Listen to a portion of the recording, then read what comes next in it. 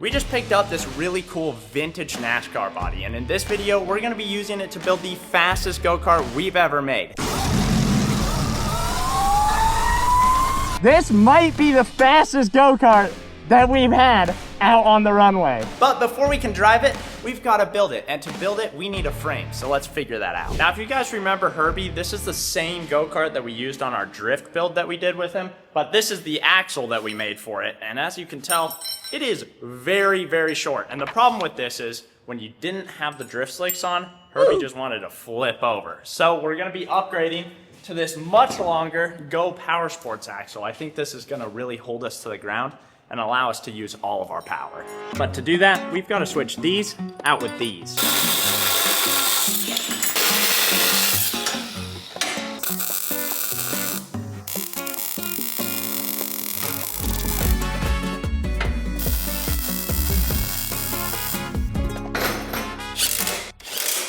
All right, our new axle's in, and this looks so much better, dude. It's like a huge improvement. I like that it's so wide. We're definitely not gonna flip over. Now we've gotta address the front because the front has always been a problem on these karts and I wanna change that. Now this thing was built in the 80s, and in the 80s, they didn't have a lot of good go-kart stuff. So what we've got up front is these zero-turn lawnmower wheels and a really narrow stance. And that's just not gonna work. They're gonna absolutely blow off with the amount of power we're putting in this thing. So what we're gonna do instead is cut the whole front end off and replace it with this Go Power Sports front end. This gives us a lot better tires, racing wheels, and even a little bit of suspension.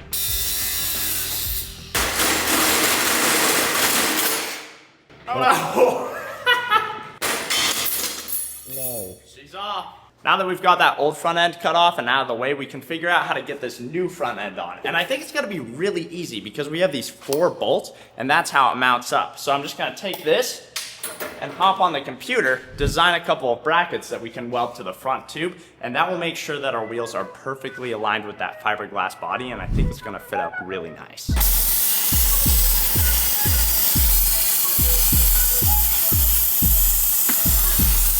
Well, our mounts fell into the pit of despair, but they're looking pretty good. Check this out, if I can get it. Perfect.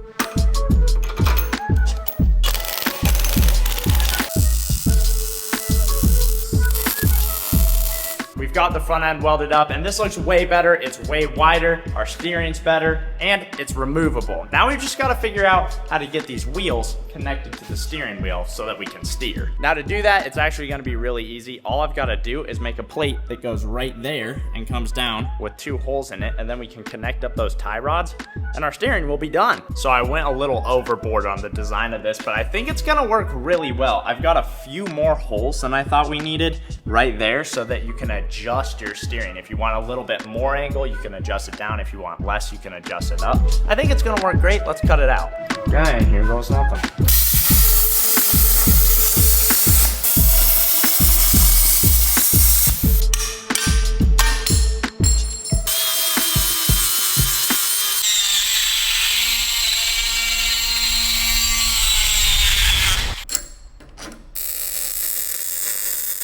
That looks more professional than any steering we've ever made on this channel. Taylor, give it a test.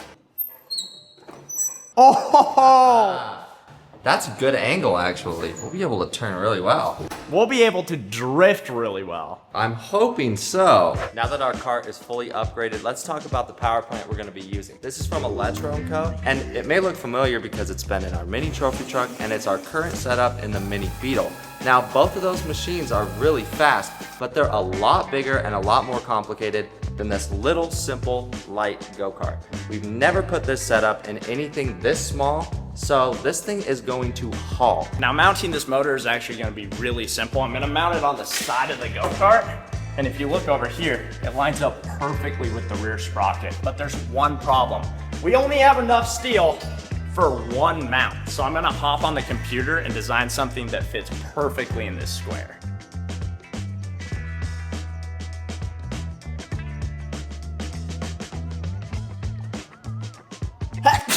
All right, check this out. We've made motor mounts like this before, but we've had one problem. I usually can't get the circle that goes around the top of this motor correct, so I have to sit there die grinding it for like 30 minutes.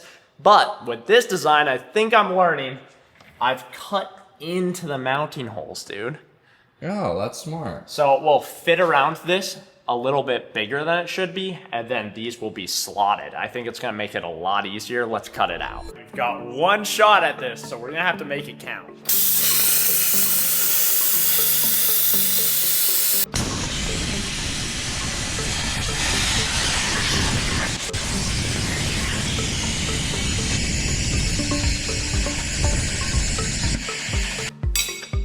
Check that out, boy. No die grinding required.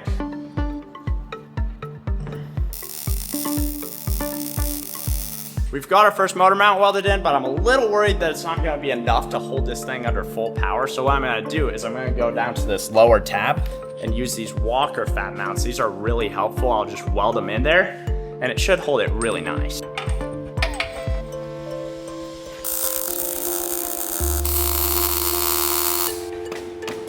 That's not going anywhere.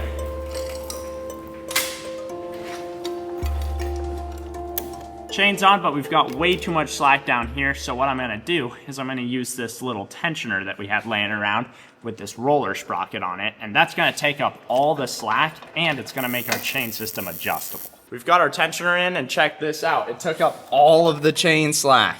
And even if our chain gets loose, we can always adjust it and make it tight again. And with that, our whole drivetrain is done and we can move on to the battery. Now this battery is really big, but I think if we turn it on its side, it will fit perfectly right there. Check that out, dude. Nice, yeah. That works really well. So my plan is, I'm gonna take this sheet of metal and weld it to the bottom of the go-kart and then make a bend on the side so that it makes kind of like a square box that battery can fit in. Now to make the bend in this battery mount, we're gonna be using the bum press brake. It's just a clamped piece of steel over the steel we wanna bend on our table. I think it's gonna work pretty good. Hey, that's working pretty good.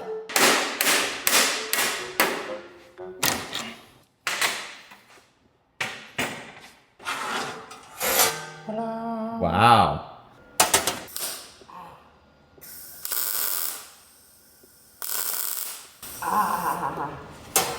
No! It's the beginning of the end. Maybe you want it different. Maybe this isn't the best pose. I don't think so. Check this battery mount out. I'm actually super happy with how it turned out. I went around and smoothed the edges. I also added this Walker Fab bracket right there to keep the battery from sliding forward if you have to slam on the brakes. But I haven't even seen if this battery is gonna fit. Hopefully, man. Hopefully. I had to make a little modification to the seat right there, but I think, oh. Yeah, perfect. Dude, does that not look sick or what? That's awesome. And we're gonna have like good balance. Battery on this side, motor on this side. That's gonna work great. Now we've just gotta figure out how to mount that controller, do a little bit of wiring, and we're almost done. Now mounting our controller is gonna be super simple. I'm just gonna put it right here on this sheet metal, drill a couple holes, then we can mount it and do our wiring. I don't think that's gonna work. I don't think so?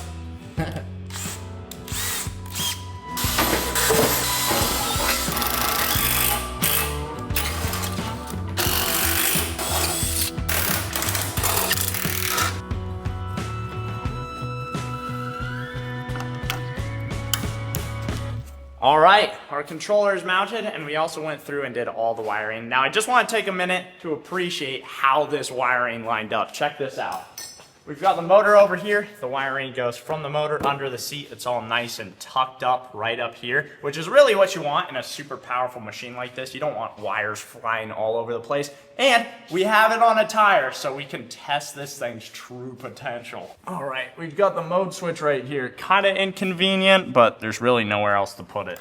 It should be on. Ooh, and the voltmeter? And we've got a voltmeter. We never put these on projects, and with an electric thing, it's really important because you need to know when you're dipping on voltage so you don't damage the battery, but everything should be a-okay. Oh my gosh. Okay. That's like too much power, bro. That looks like too much power. It double revved up. Did you hear that? Yeah, and it shook off the wheel. I don't think we can stand to do that anymore. Oh my, dude, this is gonna be a rocket ship on wheels. Now there's one more thing mechanically that we've gotta do before we can actually test this out, and that's gonna be the brakes. So we're gonna figure out a little brake mount for it, and then we can install our body. Our brakes finished up, and I think this is the best brake we've ever made. You wanna test it out, Taylor? Yeah, ready? One press. Usually, on most of our go-karts, we have to do 3 presses to get a full lockup. I'm gonna do 1. Okay. Yeah! Oh yeah, that's good. That is perfect. We need that kind of stopping power with this machine because I know it's just gonna be absolutely insane. Now, this thing is fully finished up and it's ready to hit the road, but right now it just doesn't look that cool. So off camera, remember that crusty go-kart shell we had at the beginning of the intro? We did a little bit of finagling to it to make it look super spiffy off camera. Are you guys ready? Just think America's 250th birthday. We're close to July. We wanted to be as patriotic as possible. Show them, Taylor. Shee! The American flag paint job. I think this is one of the best paint jobs we've ever done, bro. Dude, and it's a NASCAR. And it's a NASCAR. I don't think you can get more patriotic than this. Now we just have to see if this is gonna fit, because we never tested that out. Oh, it looks like it's gonna fit, bro. Dude, top 10 best paint jobs we've ever done. That looks really good. The body's mounted up and it looks super sick. I think we're just gonna take a couple of these self-tappers, go around the body to secure it to the frame, and then there's one more thing that we figured out we're gonna have to do. Come around here. When you turn, it hits the body. So we're just gonna cut a little bit out of the bumper, and then we should have full turnability.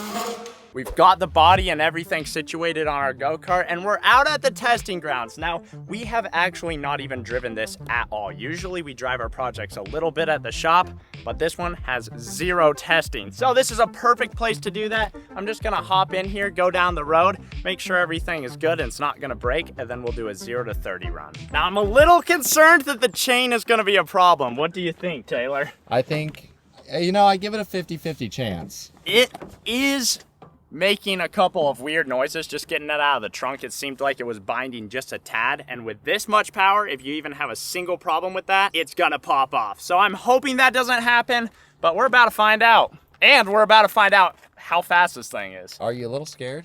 I am, because the 5,000 watt Amazon kit was diabolical, and this is what, 10 times that? And there's a bit of fiberglass on my back. Ah, not the most comfortable of rides. Here goes nothing. Holy. Well, the brakes work and this thing spins its tires. That's insane. I was not expecting that. Holy cow, the power is unmatched. I heard something bad. No! What did I say, bro? Hopefully nothing else is broken back there. That was pretty rough. I really gave it the beans right away. I should have loosened up a bit. Well, chain's back on. That was super simple fix. I don't know what happened, I don't know. but we were just going straight, so hopefully that's not a reoccurring problem. After the chain problem, he's holding some constraint, so that's good. I'm so pleased with this machine. We did have that chain problem, but check this out. Look how quick it goes.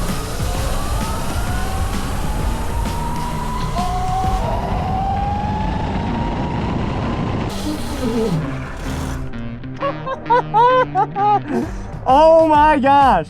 This might be the fastest go-kart that we've had out on the runway. It is so fast. It's kind of unbelievable. And the brake works so well. I love that you can just press it and it locks it up. Gives you a lot more confidence. Our steering also works phenomenally. None of our go-karts have been able to steer like this one. I'm really, really happy.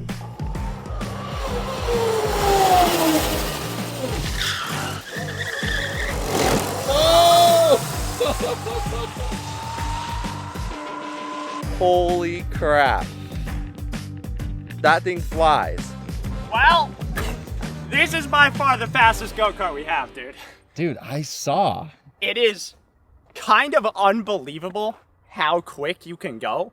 Usually most of the electronic projects we make top out at some speed. Sure.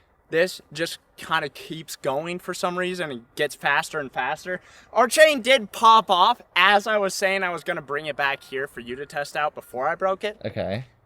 And I think the reason is our idler sprocket. If you look down there, I don't know if it's going to show up on camera, but it's like slightly bent. It's pretty bad, yeah. A little bit, but we can work with that. We'll just keep popping the chain on. I'm gonna get the chain back on, and then you gotta take it for a rip. It is insane. Deal.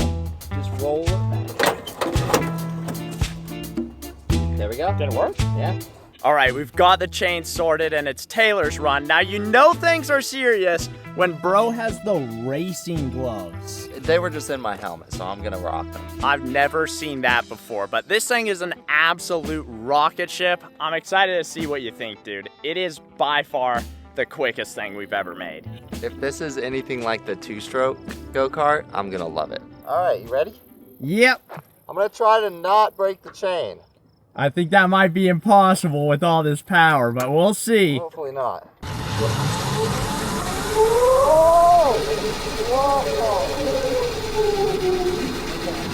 No one's not just fast.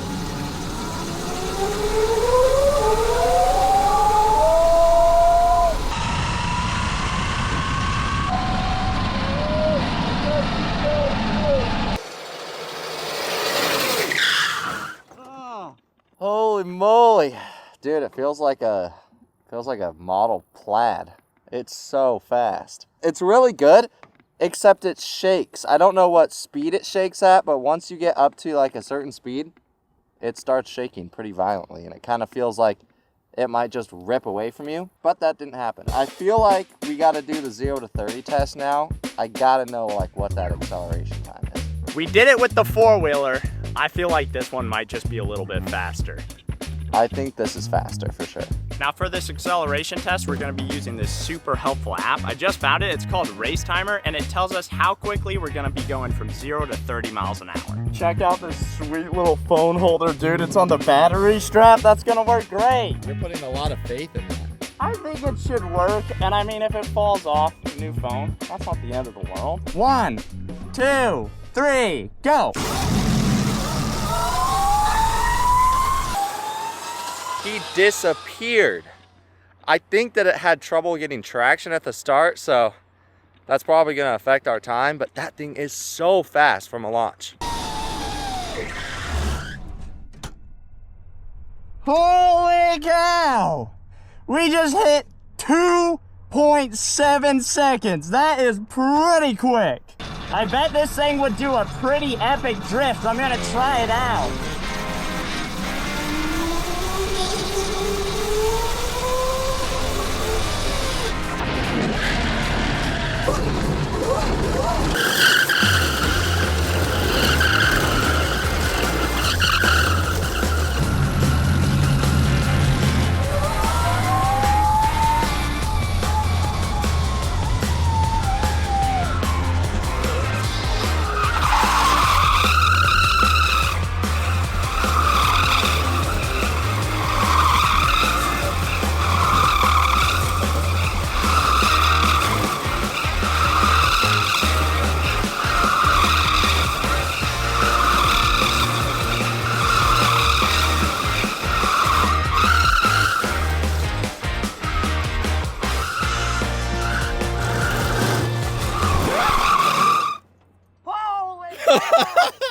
Dude! Bro, that thing absolutely shreds. I kind of can't believe that the chain stayed on. I was just going until it popped off, but it didn't. I was not expecting you to do that. That looked so sweet. Dude, that was... We've never been able to do that before. Not like that. I'm kind of lost for words. And these are sticky tires, too. We went so hard, the GoPro knocked off. I hope it's okay. And the Insta360 popped off. Ooh, is that broken? It's fine. I caught it mid-drift. That's surprising. That was so absurd. And I feel like that's the best possible ending to this video. This thing is incredible. It's got the American paint job on it. I think it's the perfect thing to have for July as a project. And if you like this kind of video, make sure to subscribe because we post every single Sunday. Have a great day. The GoPro's not okay, dude. This is our 13, we just got it. I think you ran over it.